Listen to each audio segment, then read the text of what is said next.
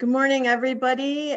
Today is May 31st, and I am calling the Facilities Committee meeting to order. We have all members present. I need a motion to approve the agenda. Motion to approve the agenda. Second. All in favor? Aye. 4-0.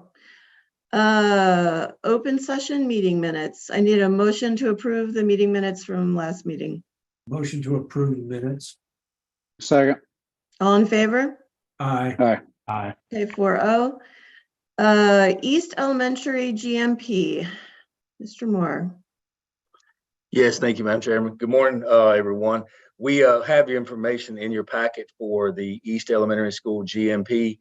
We got construction bids in on April 26th and May 3rd with Benoit Construction, who was our previously approved construction manager at risk.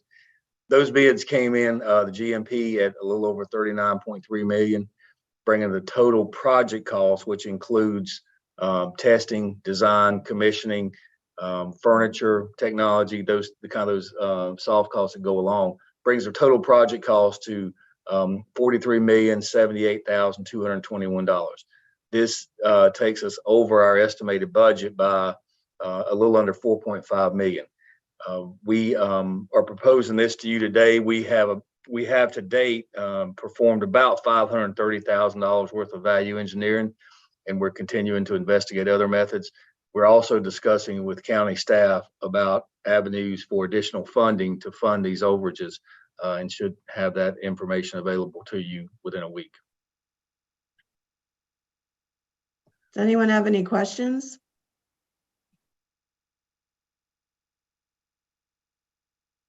Okay, I have a couple questions.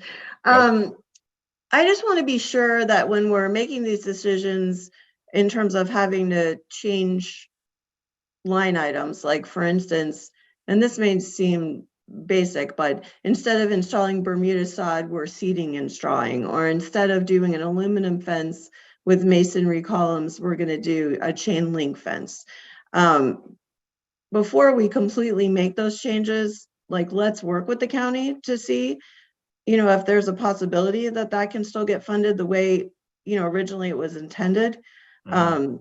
Because there is a list of things that we're planning on changing, to make it work, which I appreciate that from, fiscally conservative, but I also want to think long-term, like what's really going to be the best plan.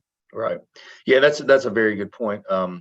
Ms. May, we've spent quite a bit of time, myself, Mr. McManus, our maintenance department, and the architect and the contractor, to with that end in mind, to be fiscally responsible, but also to not include things that we felt like we could make the building be used for its intended purposes without. For instance, you mentioned the sod and the seed. We did leave irrigation in the project, so since we're seeding it, we felt we would be better off to just seed it, save the money on the sod, because we are going to be irrigating it, which will maintain and help us to continue to have that stand of grass. The fence you mentioned, and I'll be glad to go over all these as much as you want, or as little as you like, but go over with you individually if you prefer. But we didn't feel like the aluminum fence with these masonry pillars every 10 feet was something that would be needed. We do have fence in areas that would protect kids from running into the street, would enclose them in a playground. But the aluminum fence just really, outside of decoration, it just really, we didn't find a whole lot of purpose to it. So we tried to keep those in mind. We didn't accept a lot of these value engineering items that we felt like would take away from the functionality or the appearance of the building. Okay, thank you. That was my only thing. It's like a big deal that these older schools are getting brand new schools, and so you don't want to like nickel and dime it, so that in the end it's like, it maybe for the extra 50,000, if we could have made that work, it would have made more sense. That type of thing. Thank you. Very well taken. We wanted to be mindful of that as we were considering some of these. Okay. Does anyone else have any other questions? Well, I just want to second your comments. We're going to build a almost $100 million school, and for a $39 million school, and to scrimp on sod.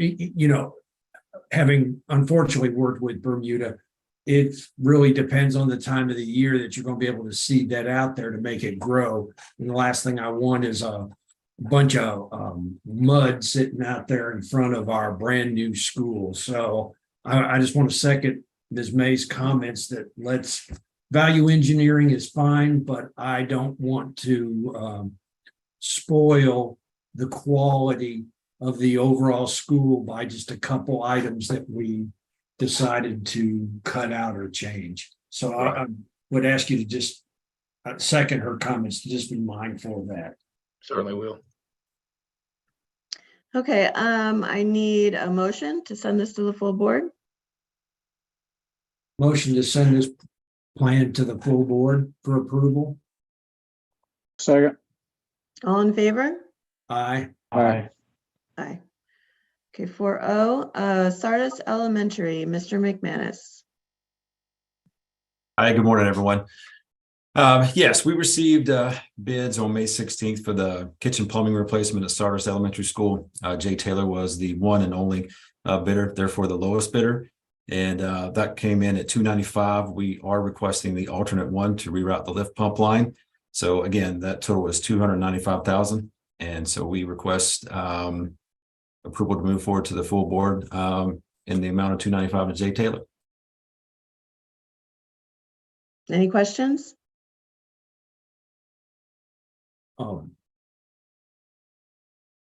Need a motion? I'm sorry, I have a question. Okay.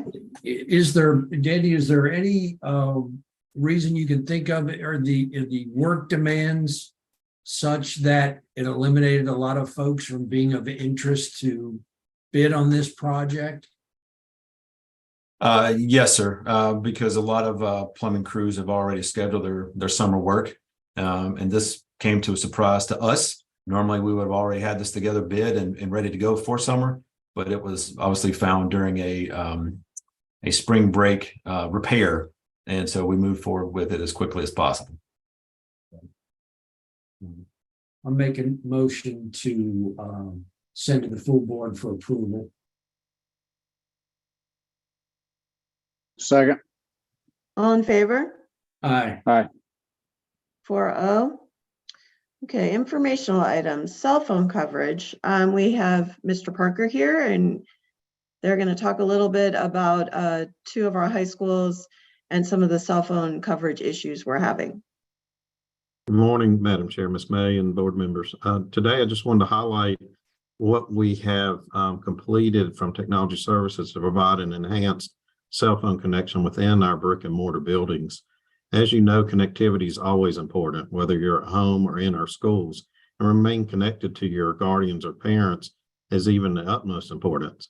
So as a result, our team put together a UCPS cellular network. And in that is at all locations, but we highlight two, which is Piedmont and Weddington High School. In the past, Ms. Heintel and I have talked about this for years about enhancing our coverage. Well, now it is in place. All staff, students, volunteers, parents can connect and get voice and text over our UCPS cellular. There's no authentication. You just turn on your phone, connect to it, and then make that voice or text call, which allows a reliable connection from the parents to students. And as we move forward, we have now enhanced that within 10 to 15 yards of the building. But as you know, the cell phone carriers are really responsible for our outside, our campuses, and covering the cell phones and giving that reliable signal. We know there's pockets of connectivity around the district, and we are working very hard to ensure that we can remain connected with personal phones to parents and students. But it makes it difficult when the cell phone carriers don't adjust their towers to cover some of our areas or provide us a better connection for our parents while they're in car rider lines or in ball fields or on our campus. When you're inside our buildings, of course, we can give you a reliable connection at no cost. We just subdivided off of VLAN, which is a virtual network, and within our network to allow this connectivity. But that's available for everyone at all locations, including our central office. As far as the discussions with the vendors, I have met with Verizon, T-Mobile, and AT&T to discuss adjusting those signals across our campuses. We provided addresses to them. We gave them heat maps to show the connectivity issues at all of these campuses that we have a concern about. And they are aware of that. And we asked for them to either build a tower or adjust the signal to give us a more reliable connection for everyone that's in our campuses. Currently, there has not been a response from any of the vendors as to a resolution or a process for fixing this connectivity across our district. Jay, could you touch on the discussion we had that you're extending the UCPS internet to the, particularly over at Weddington, to the stadiums and ball fields? Yes, sir. As part of our graduation network streaming efforts, as you know, every year we provide streaming capabilities for all of our graduations at high schools. Those are made with a point-to-point connection. It's basically an antenna from the main building to an antenna on the football field. So what we have done is asked for our vendors to provide black fiber connections from the main building out to press boxes at all high schools. And as a result, when that is completed, we'll be allowed to add another antenna in these areas, which would give you connectivity around our athletic areas. It will not cover all of the athletic area, but will cover immediately around the press box or around those stands in that area. And as that work gets completed by midsummer, we'll have all of our high schools out to press boxes with connectivity, which is just extends our network a little bit more and provides coverage to some areas of our campus, but it will no way address everywhere on the campuses, but it will give you an extended life for connection. And JRUCPS internet, it's for voice and text only. It's not going to help somebody sit out there and hook up to Facebook and post on Facebook, correct? That is correct, Mr. Sides. The common misconception is that once you connect to that UCPS cellular, you get internet connection, which means you get your email, but you also get out to your Facebook or any kind of school networks outside. This network is only for voice and text, and it is throttled back to 5 meg, which allows effective communication and texting, but will not work on internet connectivity in any of these. I'll let Mr. Moore talk about cell phone towers and coverage with building those on our campuses. Yes, sir. Thanks, Mr. Park. We have been actively marketing our campuses to the mobile carriers. Basically what happens is you'll have a company build a tower and then they'll lease space on the tower to the mobile networks. You very rarely are going to see a Verizon or a T-Mobile come in and build a single tower. You're instead going to see someone build a tower and then lease space on that tower to all the networks. We have been we've had several conversations about the Weddington campus. We've been actively marketing the Piedmont area and offering space on our campus to build those towers. But short of being able to build a tower ourselves, we don't have any kind of a proposal or agreement in hand as of yet. We're pretty close with a couple about providing towers on our campus. So we are actively marketing our properties as locations for cell phone towers.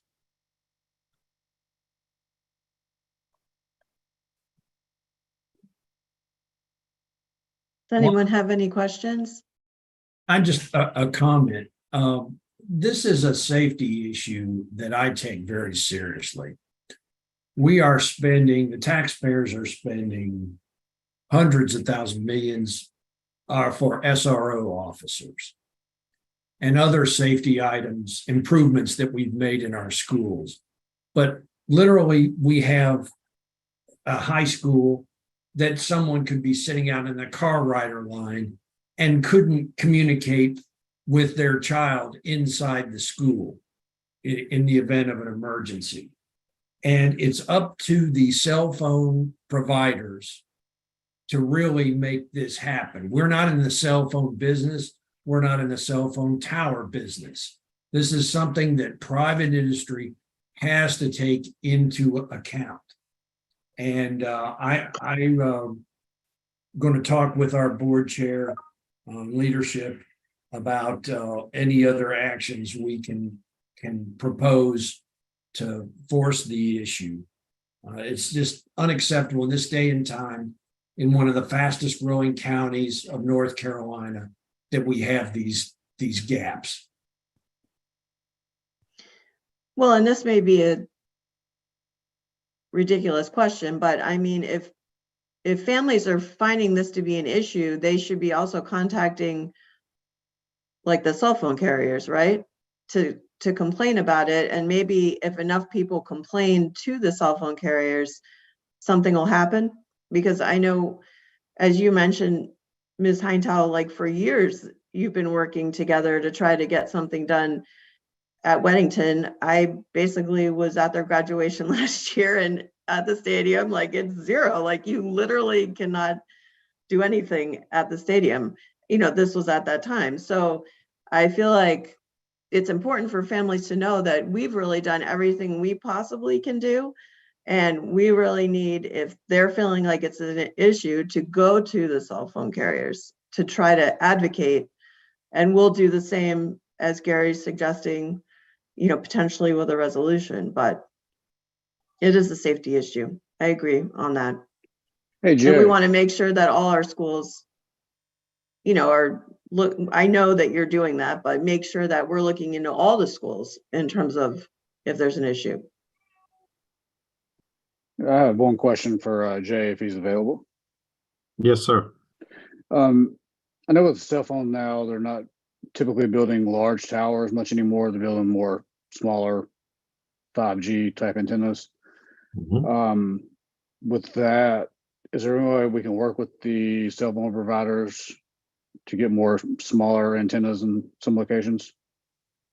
Yes, and that's a good topic. We actually discussed that with T-Mobile, adding those smaller 5G antennas on on our existing towers in the county. That is on their project plan, but it's not going to be completed till 2024. So as a short-term solution, it will not help us right now. And their timeline seems to be extended out. And I know that they're working towards a better solution. It's just not quick enough to keep up with the demand of the, connectivity in these areas. And in the past, they have tuned their antennas to cover new neighborhoods and cover other areas, and that means there's less coverage around some of our campuses. I understand their model. It's not effective for our district. So we're exploring every possible solution to provide connectivity within our building to parents, community, and volunteers. Okay. Any other comments or questions? Thank you, Mr. Parker. Appreciate you coming today for the meeting. Bond update, Mr. Moore? Yes, ma'am. We've got included in your packet of information here, the update on the bond. I'm not going to bore you with reading that, but if you have any questions, I'll be glad to address them. Any questions? Construction update, Mr. McManus. I'm sorry about that. Yes, we've included a short construction update of ongoing bigger projects there for you. I know y'all have read it. So again, like Mr. Moore said, if y'all have any questions, be happy to try and answer them for you. Okay, no questions. Change orders? Change orders, we have 3 this month.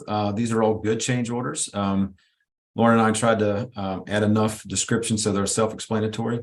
These are good, meaning they're all deduct change orders. Surplus. And surplus, we got, I think, 6 items. Yeah, 6 items on there. Majority of those being old vehicles that have reached their useful life plenty years ago, and we've been using them for parts and such, so they're ready to be surplus. And so it's a restroom mobile unit that's currently sitting at Rocky River, and then some band uniforms. Any questions? Okay, our next meeting is June 28th at 9 a.m. via Zoom. Need a motion to adjourn. Motion to adjourn. Second. All in favor?